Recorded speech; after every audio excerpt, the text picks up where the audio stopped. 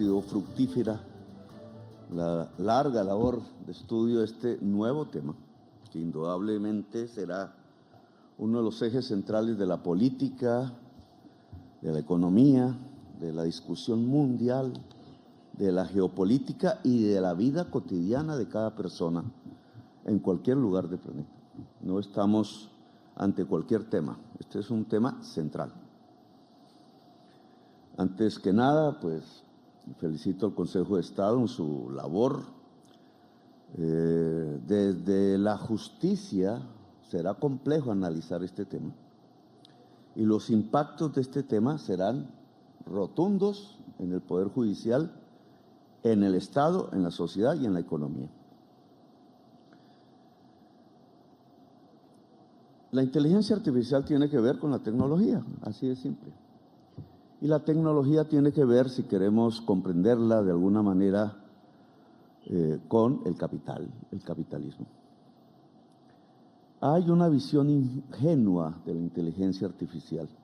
Creemos que simplemente es una aplicación más en los celulares, o creemos que es un robot que aparecerá haciendo las labores domésticas, pero este tema tiene mucho más de fondo. Tiene que ver con la tecnología y la senda tecnológica del capital. Pudo la humanidad tener diversas sendas tecnológicas, pudo variar su creación, su pensamiento hacia caminos diferentes a los cuales hoy hemos llegado. La senda tecnológica del capital tiene una marca, tiene un propósito. Lo que no cumple ese propósito, así sea innovador, así sea un invento magnífico de algún grupo de investigadores y científicos, no cuenta. Esa marca se llama productividad.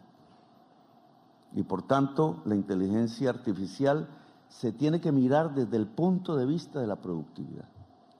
La productividad es el eje central del desarrollo del capitalismo. Se pensaba al principio que las ganancias, que es el motor del capital, tenemos una producción, una economía que gira alrededor de la ganancia.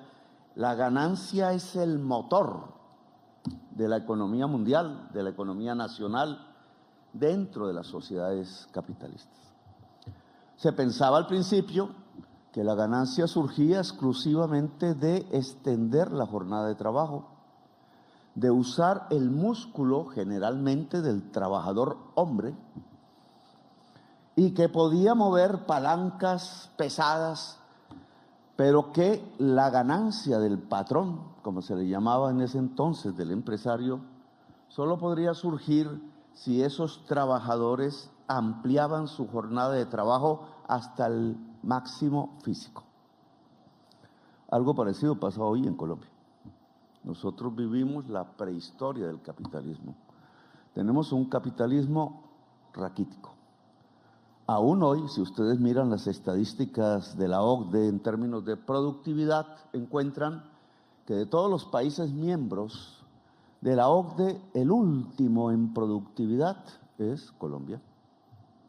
Y el primero en jornada de trabajo medida en horas semanales o en horas anuales es Colombia. Es una paradoja increíble estar en esos dos extremos de las calificaciones de los países de la OCDE, del cual el presidente Santos quiso entrar como parte del club de los países ricos. No todos son ricos. Nosotros hemos preferido una especie de capitalismo basado en la extensión de la jornada, en el trabajo muscular y en cierta forma en la explotación máxima de la gente que trabaja. Ese mundo no es el de hoy. Eso ustedes no lo encuentran en Estados Unidos, no lo encuentran en Europa, no está en los países más desarrollados del mundo.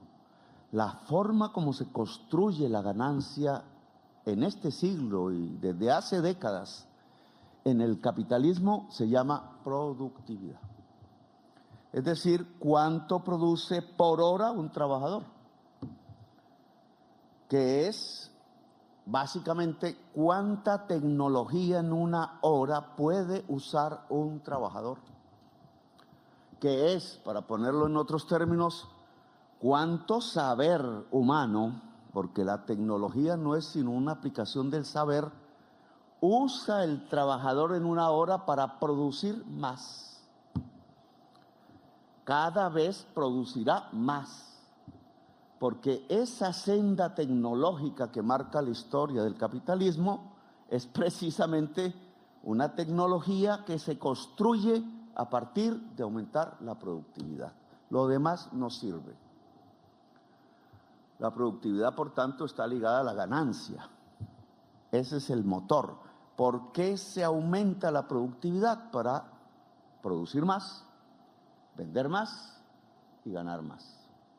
El capitalismo es eso, un modo de producción que se centra cada vez en vender más para ganar más, porque lo que produce son mercancías. Todo se convierte en mercancía. Entonces, si este es el marco general, la inteligencia artificial, ¿qué es? Pues es la fase final de la senda tecnológica que ha marcado el capital. Es decir, la inteligencia artificial es para aumentar la productividad. O, en otros términos, las ganancias. Ahora, ¿qué implicaciones tiene? Esta nueva fase, digamos, de la tecnología contemporánea, ¿qué implicaciones tiene? ¿Y cómo va a afectar la vida cotidiana de cada persona en cualquier parte del país? Bien, si va a producir más, entonces nos enfrentamos a varios problemas.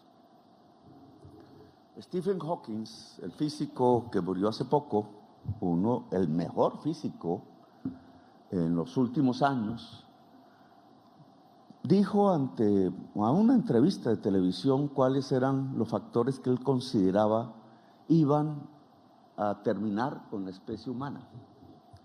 ¿Cuáles eran los factores que podían llevar a la humanidad a la extinción?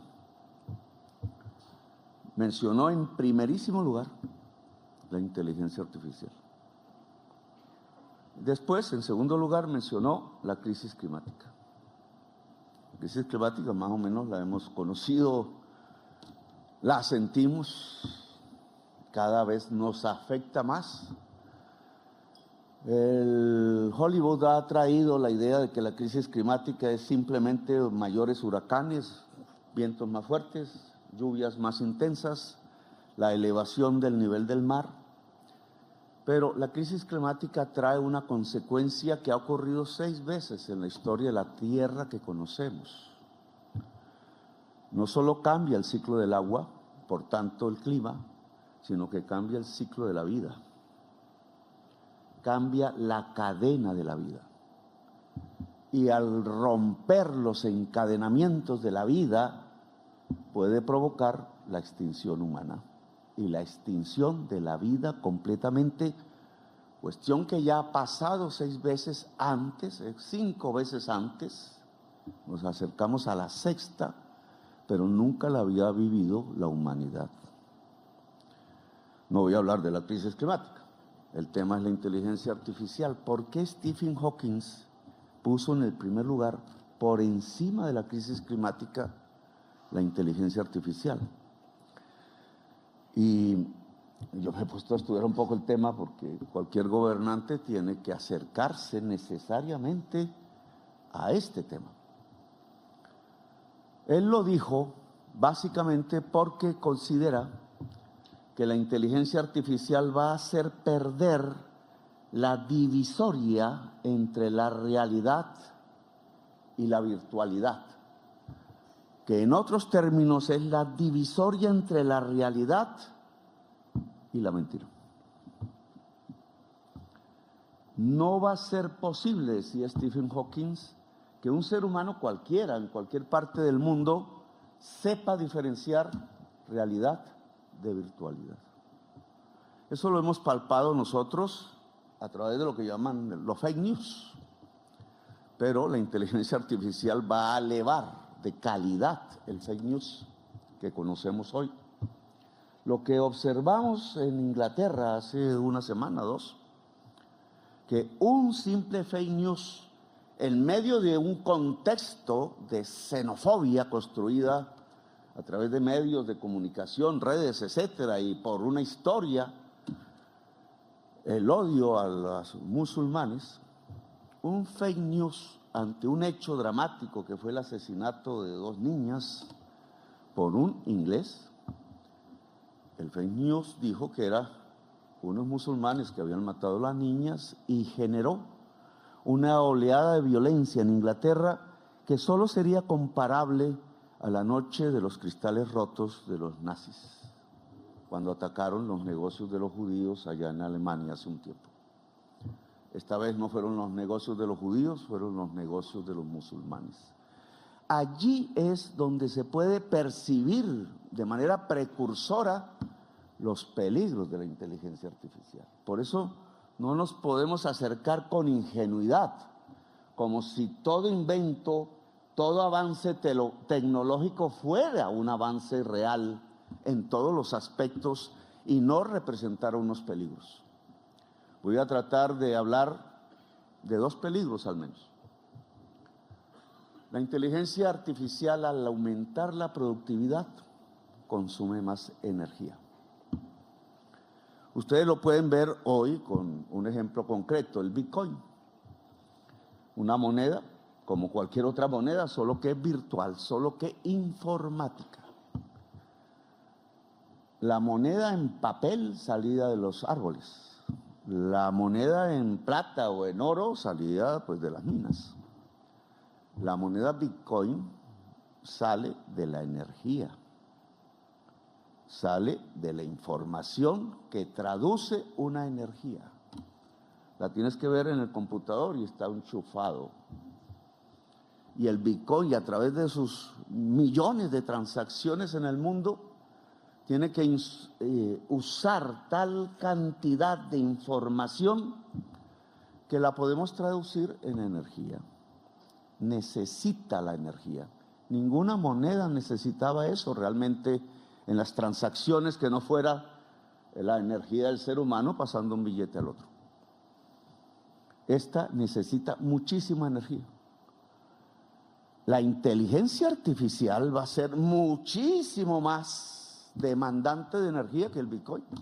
Bitcoin es apenas una manifestación en términos de moneda y de dinero, pero la inteligencia artificial en todo el mundo, cuando se desarrolle, va a aumentar sustancialmente la demanda de energía. Entonces la pregunta que uno tendría que hacerse, y es un peligro, es si va a usar petróleo y carbón. Es decir, las energías fundamentales del día de hoy, que yo las llamo las energías fósiles, porque se derivan de fósiles: carbón, petróleo y gas. Si la inteligencia artificial usa carbón, petróleo y gas como sus fuentes de energía, la vida se acaba en el planeta. Se acelera lo que los científicos del panel de expertos en Naciones Unidas han dictaminado como escenarios de crecimiento de la temperatura en la superficie de la Tierra por el aumento del CO2 en la atmósfera. Este debate en Colombia me ha suscitado muchísimos problemas, realmente, porque en cierta forma en el proyecto político que yo he construido y abanderado en los últimos años, hemos puesto como eje central la crisis climática. Y ha sido difícil explicarla, discutirla con la prensa, discutirla dentro del Estado y obviamente discutirla dentro de la sociedad. ¿Por qué usar carbón, petróleo y gas lleva a la extinción de la vida? Pues un tema que la ciencia puso en la discusión humana, pero que la política no ha sabido traducir en acción, y mucho menos la economía. La energía fundamental del capitalismo, desde la revolución industrial, la máquina de vapor, el vapor, solo se podía producir a través del carbón. Por tanto, carbono como el químico esencial ha sido paralelo al desarrollo del capitalismo. Y si el capitalismo es producir más, para vender más, para ganar más, el ciclo de la acumulación del capital, que es un huracán que cada vez es mayor, pues cada vez consume más petróleo, carbón y gas, es decir, carbono. Y en las fábricas del capital se transforman gases que calientan por su molécula que retiene el calor del sol, retiene el calor y calienta la superficie del planeta, a tal punto que en escenarios que ya los científicos han tratado de medir, 1 grado centígrado, 2 grados centígrados, 3, 4, etcétera. Si no hacemos nada hoy, señores magistrados, y este es un tema de debate obviamente en la justicia, no solo político, Colombia no se podría habitar en el año 2070. Igual que Dubái no se puede habitar en el 2070. La zona tórrida del mundo, las zonas altas del mundo y los polos no se pueden habitar. Esto no lo cuenta la prensa.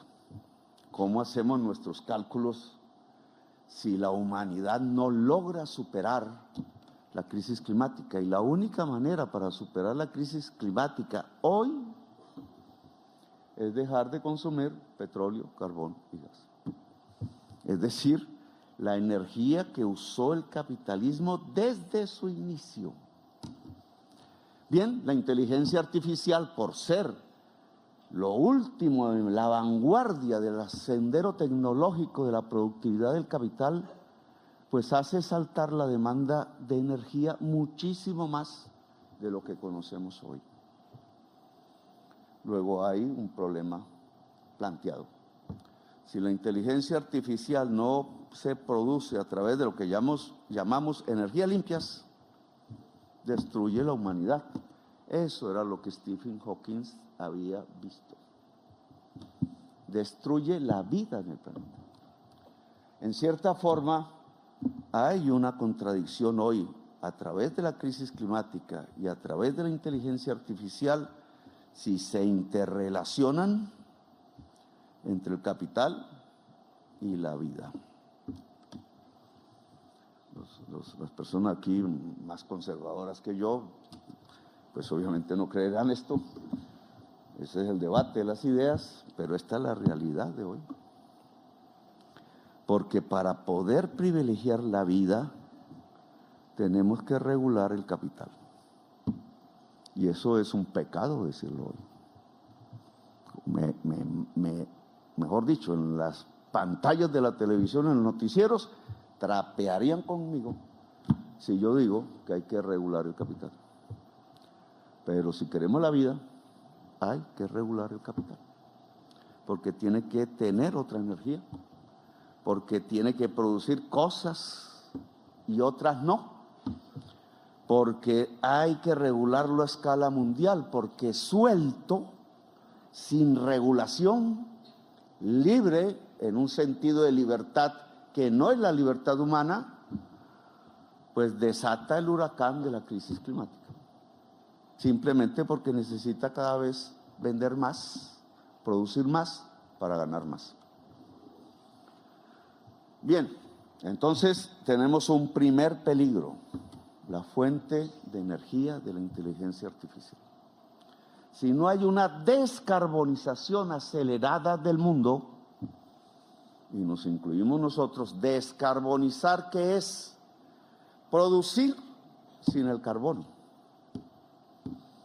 A eso se le ha llamado la descarbonización de la economía. Si no hay una descarbonización de la economía mundial, no es la nuestra solamente, entonces la inteligencia artificial va a demandar petróleo, carbón y gas y se acabó la vida en el planeta. Esta es una urgencia. ¿Quién la va a regular? ¿Quién está planificando el tránsito a la descarbonización? ¿Cuáles son los métodos? ¿Cuál el tiempo de la descarbonización? Porque si uno pone a un petrolero a hablar, puede ser en Colombia, en cualquier parte, dirá, por allá en el 2060, en el 2070. En el 2070 no se puede habitar Colombia, según los científicos del panel de expertos. Luego, ¿cuál es el tiempo? Bien, dejo esto como planteamiento aquí para la discusión, pero yo asumiría un segundo problema. La inteligencia artificial básicamente, a través de la nube de datos de la humanidad toda actual, puede hacer las tareas rutinarias de la humanidad. Esa es su primera fase. Tiene unos nombres ahí que no, en este momento no recuerdo. Toda tarea rutinaria puede ser hecha por una máquina. Y el lenguaje, para que esa máquina haga la tarea rutinaria, pues es matemática, son algoritmos, es un lenguaje que dicen o llamamos software o programación.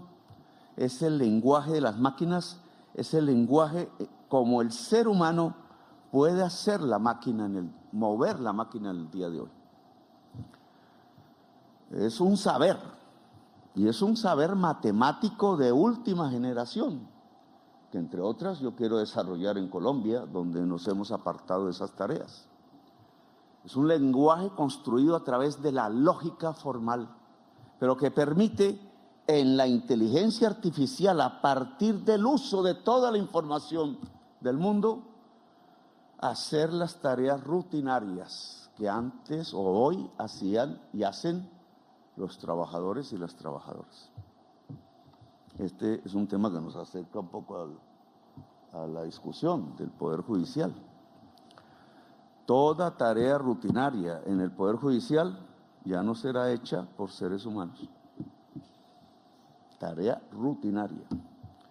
¿Cuántos trabajadores en el mundo y trabajadores hacen tareas rutinarias en todo el mundo? En 5 años ellos no estarán empleados. Pues podemos hacer el cálculo en Colombia, pero esto es un problema mundial. Significa que centenares de millones de trabajadores y trabajadoras saldrán a la calle. Serán despedidos. Ya está ocurriendo en el mundo, ya está ocurriendo en Colombia. Y este segundo tema, entonces, nos arroja a unas hipótesis interesantes de corto plazo. La inteligencia artificial no se va a desarrollar en 20 años, se va a desarrollar ya. Tiene un ritmo de aceleración mayor que cuando conocimos el celular, la telefonía móvil, que prácticamente cambió nuestras vidas. Esta se va a desarrollar más rápido. Es decir, cerramos los ojos y cuando los abramos, otro mundo existirá. Será más difícil para nosotros, los de edad, que para los niños que nacerán en ese contexto tecnológico y no tendrán mayores dificultades en su uso. Pero ¿qué significa que centenares de millones de trabajadores salgan a la calle despedidos porque eran trabajadores que hacían rutinas? ¿Qué pasará en la vida política de las naciones? ¿Qué pasará en el conflicto social de las naciones todas, desarrolladas o no? Indudablemente lo que podemos prever en un corto plazo es el incremento de los conflictos sociales en el mundo.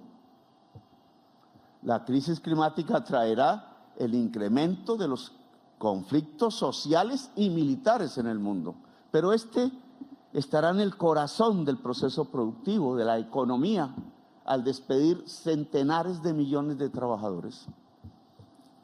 Esto no lo ve el optimista, ingenuo, porque cree que la inteligencia artificial va a ser un robot que llega a su casa y que podrá comprar en un supermercado, ¿no?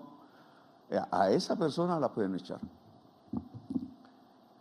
Y entonces, si el conflicto va a aumentar en el mundo, si va a aumentar la desigualdad social, porque centenares de millones de trabajadores quedarán en las calles, pero la inteligencia artificial logrará mayores niveles de productividad, entonces va a haber una discusión central en la política mundial y en las sociedades, incluida la colombiana.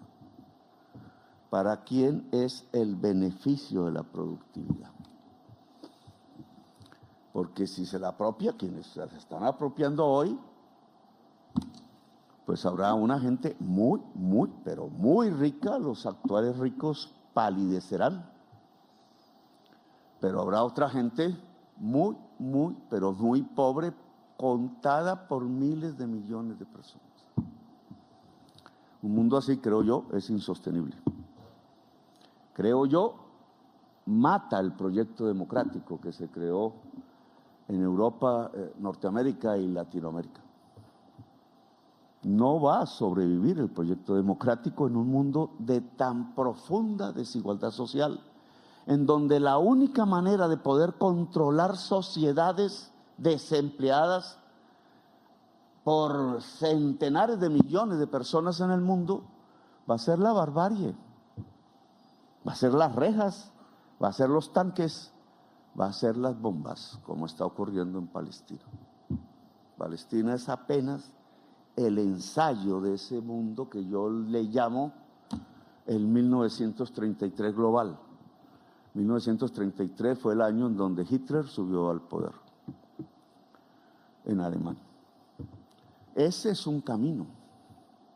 Es decir, la inteligencia artificial puede provocar en su mecanismo económico, que es la barbarie y no la democracia la que se empodere en el mundo.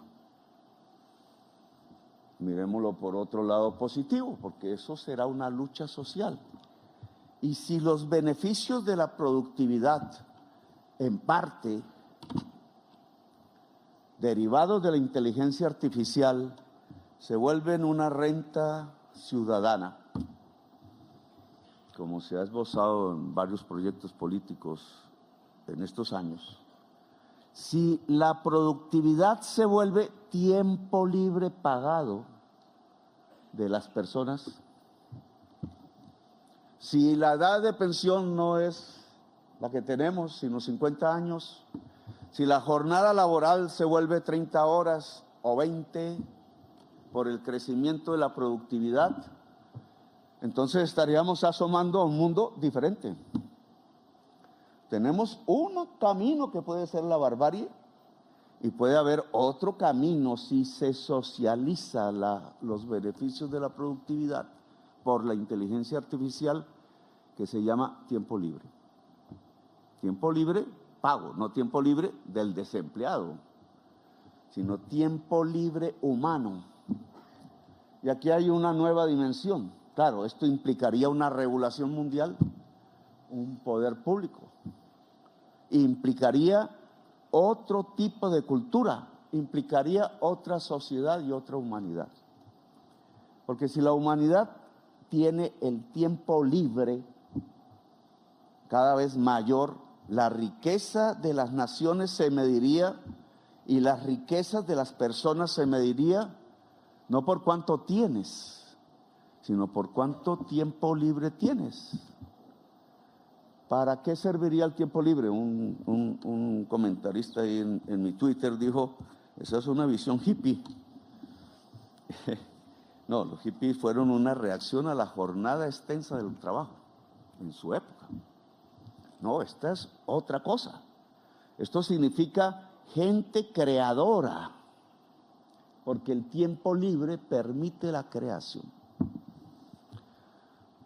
Si lo coloco en la antigüedad, los antiguos griegos, hombres ricos, porque las mujeres no tenían esa posibilidad en Grecia, ni los esclavos, tenían el tiempo libre y por eso produjeron lo que produjeron. Aún hoy leemos a los griegos antiguos, aún hoy son fundamentales. Un señor como Aristóteles dijo sobre la economía, que él se inventó el nombre, que había dos economías, una buena y una mala. Dijo, la economía buena es aquella que estudia cómo se producen los bienes para tener una vida buena. Y lo llamó a eso economía. Y la otra dijo, no, esa economía se llama crematística. Nombre raro. Es estudiar para hacer negocios. Es muy interesante la visión de Aristóteles porque creo que se puede poner en el mundo de hoy. Pero volvamos al tema. ¿Tendríamos una economía o una crematística? La inteligencia artificial, si se va a la crematística, es decir, a hacer business y punto, que los va a hacer, y muchos y más que hoy, va a provocar la barbarie. Porque el proyecto democrático no es posible en un mundo de extrema desigualdad que hasta ahora no hemos visto. Pero, si lo que es la inteligencia artificial se articula no a la crematística, sino a la economía, en la visión aristotélica, producir las cosas para una vida buena, pues entonces el ser humano tendrá una riqueza que no tiene hoy, que es el tiempo libre para crear. En unas condiciones tecnológicas, en donde no es un individuo, hombre o mujer, que se encierra, sino que se conecta. Y la red básica es de los cerebros. Es decir, tendríamos una humanidad que conecta sus cerebros para crear en el tiempo libre, un trabajo creador libre, asociado, humano y creador. La única manera de superar la inteligencia artificial es crear, porque la rutina la hará la inteligencia artificial. Es más, hay quienes dicen que la inteligencia artificial puede crear. Yo me hice una pregunta teórica, magistrado, desde mi economía.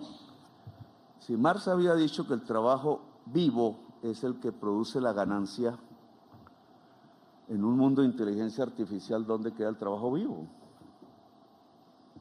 No habría ganancia, según la tesis de Marx. Sí, porque la inteligencia artificial usa un trabajo vivo, que es toda la información del mundo producida por los seres humanos. Es decir, todos nos volvemos trabajo vivo del capital. Eso puede ir hacia la barbarie o puede ir, gracias a la productividad, al trabajo creador. Los juristas van a tener un enorme trabajo en los próximos 5 años, porque tienen que defender a la humanidad de la barbarie. Y tienen que marcar desde lo jurídico, estos serán procesos políticos, luchas sociales mundiales, pero desde lo jurídico tiene que marcar los nuevos derechos, el derecho al tiempo libre, remunerado, tiempo libre, creador, el derecho a crear en los seres humanos. Una interesante jurisprudencia saldrá, no la vamos a adelantar aquí, porque yo no soy abogado realmente, soy economista, pero si vamos por el camino optimista de la humanidad, que es superar la crisis climática, es decir, descarbonizar y tener tiempo libre como riqueza, entonces vamos hacia una humanidad superior a la que tenemos hoy, a una vida. Los jeques de Arabia, de Emiratos Árabes Unidos, que me enseñaron este tema, porque ellos están en eso. Ellos no están en el petróleo, a pesar de que son ricos por el petróleo. Ellos saben que esa riqueza no es. Están haciendo estudiar a toda su sociedad la inteligencia artificial. Nosotros inauguramos la primera facultad en Manizales hace una semana. Pero ellos saben que aquí es donde está el mundo del futuro. ¿Y saben qué me dijeron? que yo lo comenté por ahí y fui centro de burlas en la prensa, si ya estábamos llevando tejido humano colombiano a Marte. Resulta que todos los países están llevando tejido humano. No es una aventura o una ficción. ¿Saben por qué es? Porque ellos creen que a través de la inteligencia artificial se van a crear las condiciones tecnológicas para reproducir la vida en Marte. Y más allá, y más allá, y más allá. Es decir, el salto de la humanidad, si logra superar la codicia, la barbarie, la crisis climática y usar esta tecnología en función del conjunto de la humanidad y de la sociedad, va a ser inmenso, tan inmenso que nosotros hoy no nos lo podemos imaginar.